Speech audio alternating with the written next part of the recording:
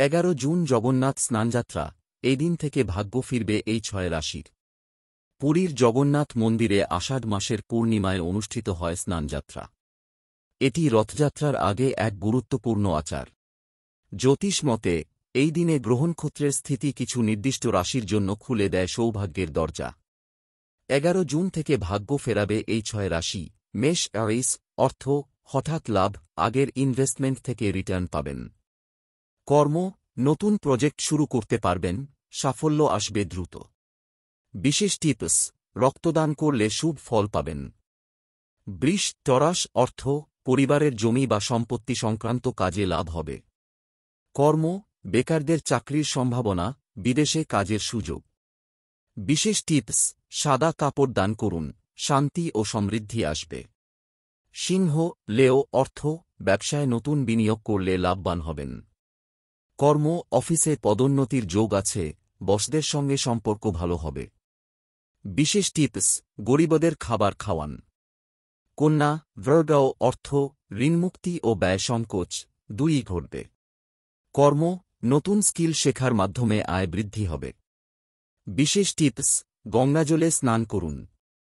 বৃশ্চিক স্করপিও, অর্থ, জমা টাকা ফেরত পাবেন, হারানো জিনিসও ফিরে আসবে। কর্ম, নতুন পার্টনারশিপে উপকৃত হবেন।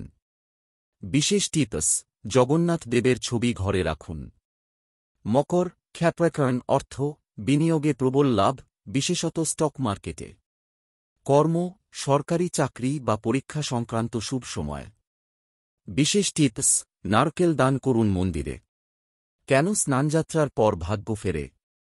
কারণ এই দিনে সূর্য ও বৃহস্পতি এক বিশেষ সংযোগ স্থাপন করে যা ধনযোগ তৈরি করে।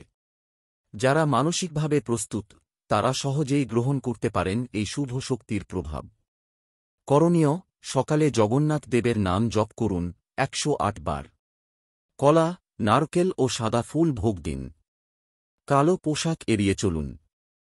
11 জুন জগন্নাথ স্নানযাত্রা। এই দিন থেকে ভাগ্য ফিরবে এই 6 রাশির।